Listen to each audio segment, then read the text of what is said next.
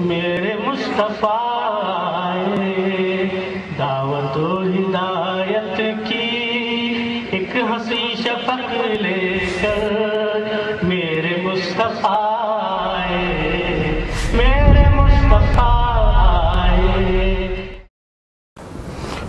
بسم اللہ الرحمن الرحیم۔ ناظرین السلام علیکم ورحمۃ اللہ وبرکاتہ۔ سیدھی بات ٹی وی چینل کے ادبی پروگرام فکر و فن شعر و سخن میں عزیز بیلگامی آپ کا خیر مقدم کرتا ہے۔ ناظرین، آج ہم اپنے پروگرام میں کسی شخصیت کو پیش کرنے کے بجائے شخصیت کے تذکر کو پیش کریں گے۔ پروگرام کی نوعیت میں یہ تبدیلی آپ کے منہ کا مزہ بدلنے کے لیے ہے۔ امید کہ آپ اس خوشگوار تبدیلی کو پسندیدگی کی نگاہ سے دیکھیں گے۔ آج ہم ہندوستان کے مشہور و معروف قلمکار و شاعر جناب سراج زیبائی صاحب کے فکر و فن پر اظہار خیال کریں گے اور ان کی عظمت، ان کے فن، ان کی سخنوری کے حوالے سے پیش کریں گے۔ سراج زیبائی وانی امباڑی سے تعلق رکھتے ہیں اور اس وقت شموگا میں مقیم ہیں۔ ناظرین، ہندوستان کی ادبی صورتحال کا ایماندارانہ جائزہ لیا جائے تو معلوم ہوگا کہ شعوری یا غیر شعوری طور پر مگر ایک مخصوص نفسیات کی کارفرمائی کے ساتھ ادبی ہندوستان دو حصوں میں بٹ گیا ہے۔ ایک ہے شمالی ہندوستان کا اردو ادب، جس میں بہار، جھارکھنڈ اور مغربی بنگال بھی شامل ہیں، اور دوسرا ہے جنوبی ہندوستان کا اردو ادب۔ اس میں مہاراشٹرا اور اڑیسہ شامل نہیں، اس لیے کہ یہاں بھی اردو ماحول میں شمالی ہندوستان کی نفسیات اکثر کارفرما نظر آتی ہیں۔ اس تقسیم کا اثر یہ ہوا ہے ناظرین کہ لازماً اردو ادیب و شعراء، ناقد حضرات بھی شمالی اور جنوبی کے خانے میں غیر محسوس طور پر بٹ گئے ہیں۔ نفسیاتی عوامل جو بھی رہے ہوں، اس کے اثرات کافی تباہ کن ثابت ہوئے ہیں۔ مثلاً شمالی ہند کے علم برداران اردو ادب پر ہمیشہ احساس برتری کا غلبہ رہا، اور اس کے جواب میں جنوبی ہندوستان کے ادیبوں اور فنکاروں پر خواہ مخواہ کا احساس کمتری حاوی رہا۔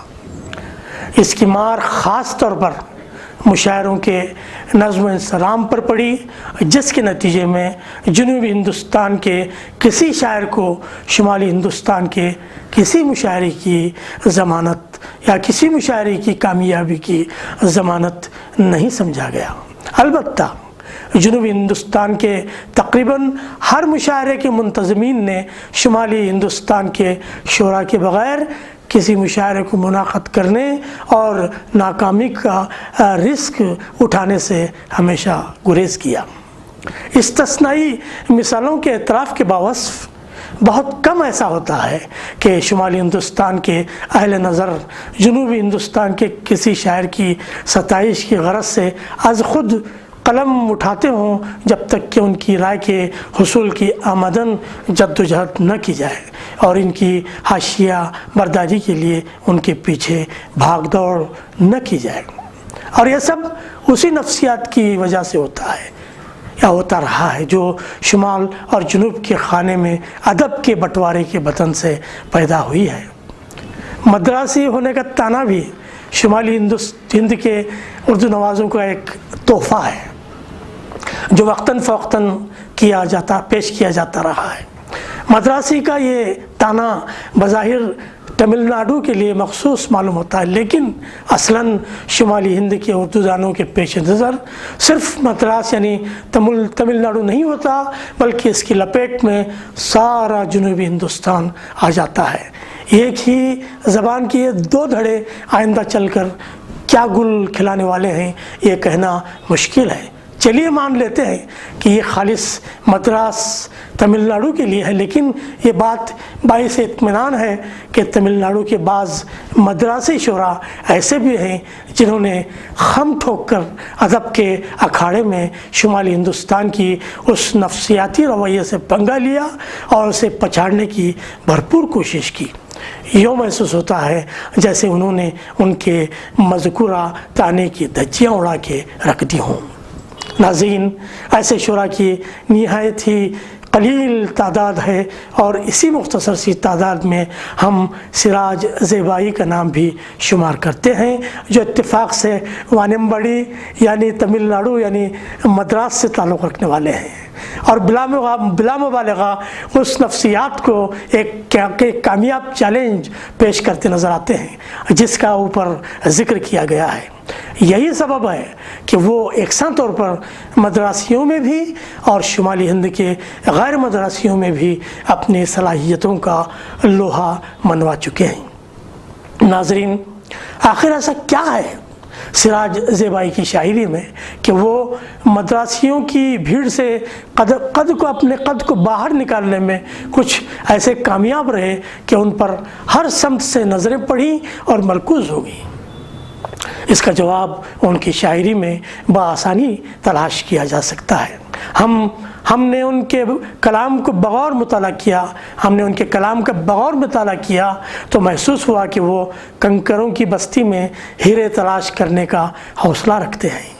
انہیں ویرانوں میں ہمیشہ دلکش ماحول کی تلاش ہوتی ہے۔ وہ پیار کے بول کے نہ صرف لذت آشنا ہیں بلکہ اپنے ہونٹوں سے وہ اس کی مٹھاس کو ہرگز ختم کرنے کے روادار نہیں۔ دلوں پر چوٹ لگنے کے باوجود بھی وہ مسکرانے کا ہنر جانتے ہیں۔ اس طرح وہ اپنے دل کا حوصلہ بلند کر لیتے ہیں، اور اسی حوصلے کی بدولت وہ بہاروں کی مہکتی منزلوں کو دوسروں کے لیے چھوڑ کر اپنے لیے صحرا کا سفر قبول کر لیتے ہیں، لیکن لوہوں کے چراغ جلانے کا دمخم بھی ضرور رکھتے ہیں، اور جب کبھی روشنی کے لیے کارواں انہیں آواز دیتا ہے تو تاریکی میں اسے روشنی پہنچانے کا عزم بھی رکھتے ہیں۔ اور برق ستم کی مسلسل برق ریزیوں کے درمیان اپنا نشیمن بنانے کا حوصلہ رکھتے ہیں۔ وہ آنسوؤں کے ذریعے ندامتوں کی تیرگی کو مٹانے کی صحیح کرتے ہیں، اس لیے کہ ان کے خیال میں اشکوں کے موتیوں کی چمک میں اتنی قوت ہوتی ہے کہ وہ ندامتوں کی تاریکی کو دھو دیتی ہے۔ ان کا ذہن ہمیشہ ایک ایسی سوچ لیے چلتا ہے جو بالآخر فکر کی گہرائی پر منتج ہوتی ہے، اور ان کی فکر رسا ساری فضا کو روشن کر دیتی ہے۔ ناظرین، وہ حقیقت کی دنیا میں جب لوٹتے ہیں تو یہاں بھی ان کے لہجے کی کاٹ کا عجیب عالم ہوتا ہے۔ وہ کہتے ہیں خدا شناسی کا خوئے غرور سے کوئی تعلق نہیں ہوتا۔ نیکیوں کے مغرور دعوے داروں کو وہ انتباہ دیتے ہیں کہ تمہاری یہ نیکیاں تمہارے منہ پر مار دی جائیں گی۔ یہی غرور تباہیوں کا ضامن بن جاتا ہے، اور اپنی لگائی ہوئی آگ میں خود اہل زر جلنے لگتے ہیں۔ یہی سبب ہے کہ وہ مقدر کے جگمگا اٹھنے کے راز کو اعمال کی درستگی میں تلاش کرتے ہیں۔ وہ ان جبینوں کو روتا دیکھتے ہیں جن کے سجدے اب کارآمد نہیں رہے۔ ان کے بقول جو شخص سیرت و کردار سے محروم ہے وہ کبھی کسی جانب سے قدردانی کا حقدار نہیں بن سکتا۔ انہیں پاکیزگی دل اور آہوں کی تاثیر پر پورا بھروسہ ہے کہ یہ بخشش کے دروازے ضرور کھول دے گا۔ اس طرح وہ جیون کی رہ گزر پر تھکے بغیر رکے بغیر چل رہے ہیں، اور مسلسل چل رہے ہیں، چاہے منزل کتنی ہی دور کیوں نہ پڑی ہو۔ ناظرین، وہ اپنے طرز تپاک سے ہزاروں کا دل جیت لیتے ہیں۔ مٹھی بھر اشتراک کو لے کر یہ بلند حوصلہ شاعر عرش کو چھونے کا عزم رکھتا ہے۔ سراج زیبائی کی شاعری کو پڑھنے کے بعد یوں محسوس ہوتا ہے کہ جیسے ایک قطرہ تھا جس کو ایک قطرہ سمجھا گیا تھا، لیکن حقیقت میں وہ دریا اگلنے کے قابل تھا۔ اچھا ہوا کہ اپنے شعروں پر اصحاب فن کے بے لاگ تبصروں کو لے کر سراج زیبائی جب چل پڑے تو انہیں ہماری بھی یعنی عزیز بلگامی کی بھی یاد آئی، اور انہی کی درخواست پر یہ چند لفظ اسی یادآوری کی نظر ہیں۔ ان کے کچھ معروف شعروں سے لطف اندوز ہو رہا ہوں، ممکن ہے آپ بھی ان سے لطف اندوز ہو جائیں۔ شعر عرض کرتے ہیں کہ قدم قدم پہ جلاؤں گا میں لہو کے چراغ، قدم قدم پہ جلاؤں گا میں لہو کے چراغ، اندھیری رات میں جب کارواں پکارے گا، اندھیری رات میں جب کارواں پکارے گا۔ ایک اور شعر میں کہتے ہیں میری شناخت کس طرح آسان ہو گئی، میری شناخت کس طرح آسان ہو گئی، الفاظ بولتے ہیں کہ یہ تحریر کس کی ہے، الفاظ بولتے ہیں کہ یہ تحریر کس کی ہے۔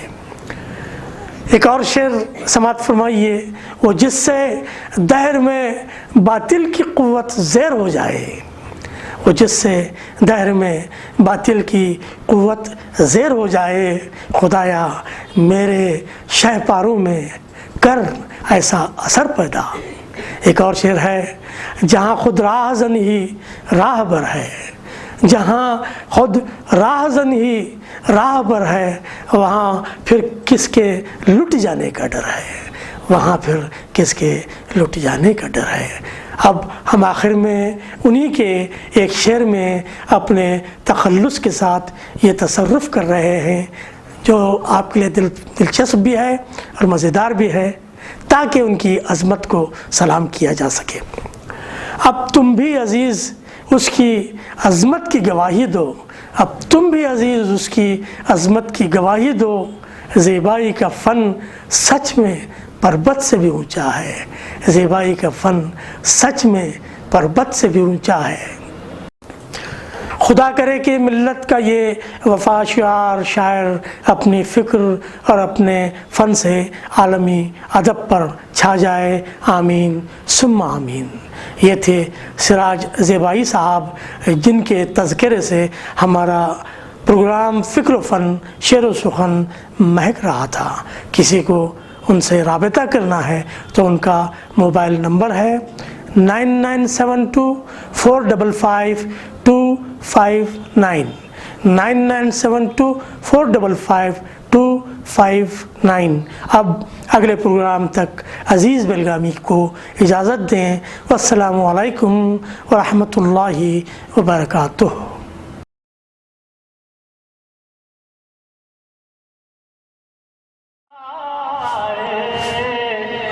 میرے مصطفیٰ آئے، دعوت و ہدایت کی ایک حسین شفق لے کر۔